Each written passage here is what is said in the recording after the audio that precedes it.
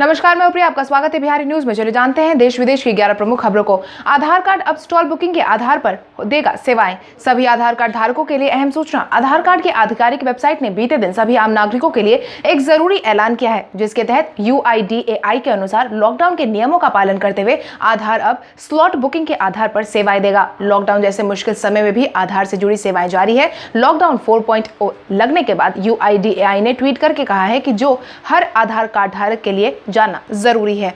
Tweet में लिखा गया है कि डियर ऑल, लॉकडाउन 4.0 की नई गाइडलाइन के अनुसार जैसे ही राज्य सरकार या जिला अधिकारी अनुमति देते हैं, हमारे रजिस्ट्रार आधार सेवाएं बहाल करने की पूरी तैयारी में है, जिससे कि आम नागरिक अब M-आधार ऐप या UIDAI की आधिकारिक वेबसाइट appointments.uidai.gov.in या फिर bookappointments.aspx पर अपॉइंटमेंट लेकर आधार से जुड़े अपने जरूरी काम करवा सकते हैं। यानी ऊपर बताई गई वेबसाइट के जरिए स्लॉट बुक करने के बाद ही यूजर आधार सेंटर पर जा सकते हैं। या तो UIDAI का यह नियम आधार सेंटर्स पर भीड़ ना हो, इसको ध्यान में रखकर लागू किया गया है।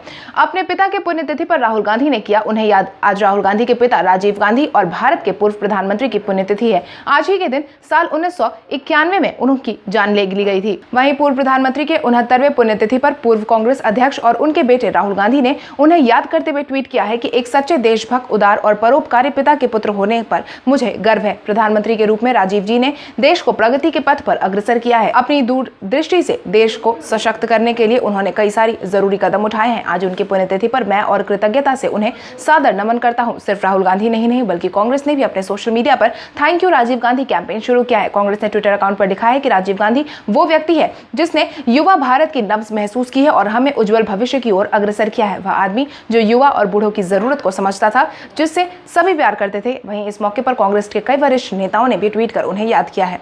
नेपाल के नए नक्शे पर भारत ने दी अपनी प्रतिक्रिया। नेपाल सरकार द्वारा लिम्पियाधुरा, कालापानी और लिपू लेख ने अपने नए राजनीतिक नक्शे में दिखाए जाने के बाद भारत सरकार ने अब जाकर अपनी चुप्पी तोड़ी है, जिसके तहत विदेश मंत्रालय ने कहा है कि किसी क्षेत्र पर इस तरह के दावे को भारत स्वीकार नहीं करेगा। भारतीय विदेश मंत्रालय के प्रवक्ता अनुराग श्रीवास्तव ने आगे कहा है कि नेपाल सरकार ने जो आधिकारिक नक्शा जारी किया है उसमें भारत क्षेत्र को दिखाया गया है। नेपाल की यह हरकत ऐतिहासिक तथ्यों और सबूतों पर आधारित नहीं है।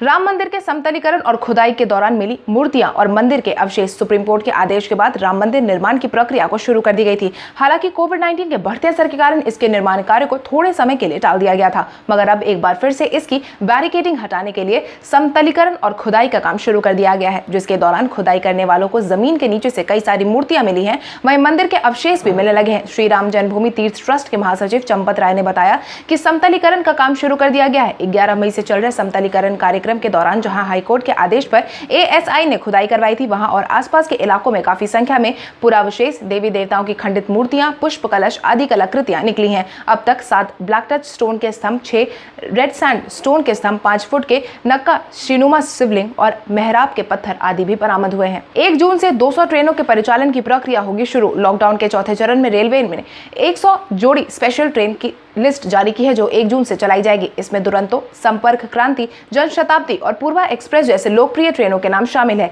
इससे पहले रेलवे ने अपना एक बयान जारी करते हुए यह बताया था कि यह ट्रेनें पूरी तरह से वातानुकूलित है, यानी कि इसमें AC और नॉन AC दोनों तरह के कोच होंगे, जो पूरी तरह से रिजर्व्ड होंगे। कोई भी अनरिजर्व्ड इन ट्रेनों का परिचालन नहीं कर पाएगा। वहीं इन ट्रेनों का किराया सामान्य होगा। वहीं आज सुबह 10 बजे से टिकट बुकिंग की प्रक्रिया शुरू हो चुकी है। रेलवे ने कहा है कि इन ट्रेनों में सभी यात्रियों को सीट उपलब्ध कराई जाएगी। रिजर्व जनरल कोच के लिए 2nd क्लास के बैठने वाली सीट का किराया लगेगा।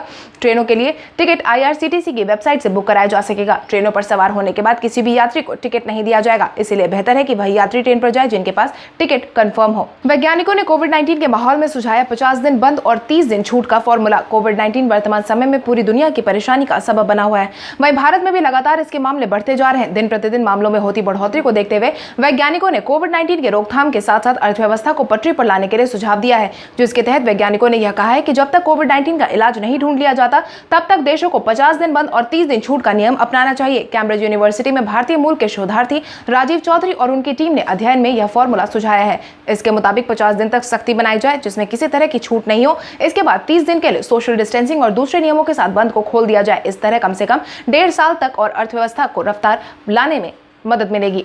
निर्मला सीतारमण ने मोदी सरकार द्वारा कैश नहीं दिए जाने पर दिया बयान। कुछ दिनों पहले प्रधानमंत्री नरेंद्र मोदी ने देश के संबोधन के दौरान अर्थव्यवस्था को पटरी पर लाने के लिए 20 लाख करोड़ रुपए के पैकेज का ऐलान किया था। इसके कई दिनों तक रोज वित्त मंत्री निर्मला सीतारमण ने इस पैकेज के हर हिस्से को विस्तार से समझाया कि किसको क्या मिलेगा, जिसके बाद निर्मला सीतारमण ने बीते दिन एक मीडिया हाउस को दिए इंटरव्यू में मोदी सरकार द्वारा कैश ट्रांसफर नहीं किए जाने पर अपना बयान साझा किया है, जिसके तहत उन्होंने कहा है कि बंद के बाद प्रधानमंत्री गरीब कल्याण योजना की घोषणा की गई थी, जिसके तहत मोदी सरकार ने कैश ट्रांसफर किया था। हालांकि उसके बाद भी सरकार ने अपने विकल्प बनाने और ट्रांसफर करने के लिए जो तरीका सूझा वही तरीका अधिक प्रभावी साबित हुआ है। इसका अधिक से अधिक लोगों तक पहुंचाने के लिए मोदी सरकार ने बैंक, बिजनेस और वर्किंग कैपिटल के माध्यम से लोगों तक पैसा पहुंचाने का फैसला लिया था। वहीं निर्मला सीतारमण ने अपने दिए गए इंटरव्यू में कांग्रेस नेता प्रियंका गांधी पर भी तंज कसा है और कहा है कि जब वह यूपी सरकार पर इतने सवाल खड़े कर रही हैं तो उन्हें यह भी देखना चाहिए कि यूपी में 300 ट्रेन पहुंची है, जबकि छत्तीसगढ़ में 5 से 7 ट्रेन ही पहुंच पाई है।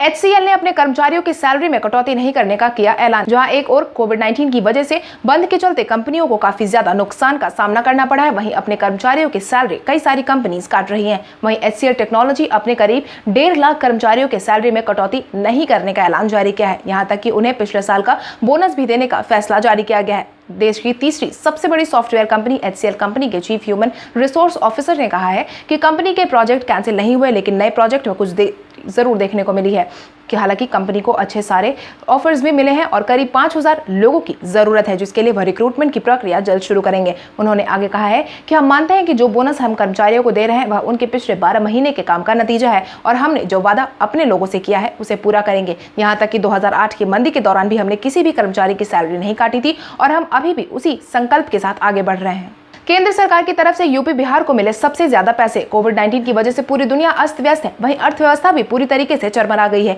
इसी को ध्यान में रखते हुए वित्त मंत्री निर्मला सीतारमण ने आज केंद्रीय ड्यूटी में राज्यों के हिस्से का निर्धारण करते हुए उनके लिए 46,063.70 करोड़ रुपए जारी किए हैं, जिसके सबसे ज्यादा फायदे यूपी बिहार को मिला है। यूपी के लिए 8,255.19 करोड़ रुपए जारी किए गए हैं, जबकि बिहार के हिस्से में 4631.96 करोड़ रुपए गए हैं। वहीं सबसे कम सिक्किम को मिले हैं जो 178.64 करोड़ रुपए हैं। इसके अलावा पश्चिम बंगाल को 3461.65 करोड़, पंजाब को 823.16 करोड़ रुपए, गुजरात को 1564.40 करोड़, झारखंड को 1525.27 करोड़, मध्य प्रदेश को 3630.30 करोड़, महाराष्ट्र को 2824.47 करोड़ और राजस्थान को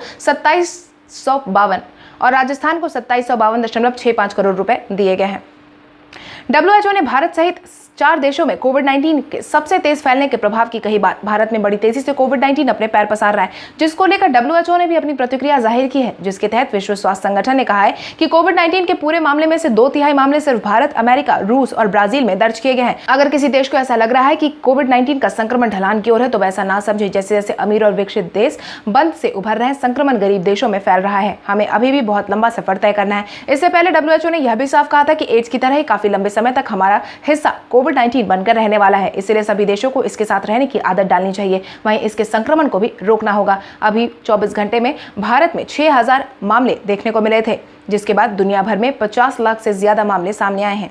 BCCI अगले महीने से शुरू कर सकता है ट्रेनिंग कैंप। कोविड-19 के बढ़ते प्रभाव के कारण पूरे देश में लॉकडाउन अपने चौथे चरण में है। इसी बीच पिछले 2 महीने से खाली पड़े क्रिकेट मैदान में जल्द ही हलचल देखने की उम्मीद जताई गई है। खबरों की माने तो बंद के चौथे चरण में खेलों की समिति को छूट दी गई है, जिसके बाद इस बात का अनुमान लगाया जा रहा है कि जून में BCCI भी खेल गतिविधियां शुरू करवा सकता है। इसमें खिलाड़ियों की ट्रेनिंग प्राथमिकता हो सकती है। हालांकि BCCI ने अपना आधिकारिक बयान जारी करते हुए यह साफ कहा है कि बंद के चौथे फेज की एडवाइजरी आने के बाद ही हम आगे की रणनीति बनाएंगे, लेकिन सरकार ने अब थोड़ी रियायत दे दी है। इसके बाद BCCI ने भारतीय क्रिकेट में गतिविधियां अगले महीने बेंगलुरु क्रिकेट एकेडमी में शुरू करवाने की उम्मीद जताई है, जिसके बाद घरों में मार्च से ही बंद खिलाड़ी मैदान में एक बार फिर से प्रैक्टिस करते नजर आ सकते हैं। तो चलिए बढ़ते हैं आज के सवाल की ओर। आज का सवाल कुछ इस प्रकार है, कोविड-19 के तेजी से बढ़ते प्रभाव को रोकने के लिए आपके विचार में कौन कौन से उपाय करने चाहिए? अपने जवाब हमें कमेंट करके जरूर बताएं। इसके साथ ही आज के लिए बस इतना ही। देश विदेश की तमाम बड़ी खबरों से जुड़े रहने के लिए हमारे YouTube चैनल को सब्सक्राइब करें और बेल आइकन दबाना ना भूलें। धन्यवाद।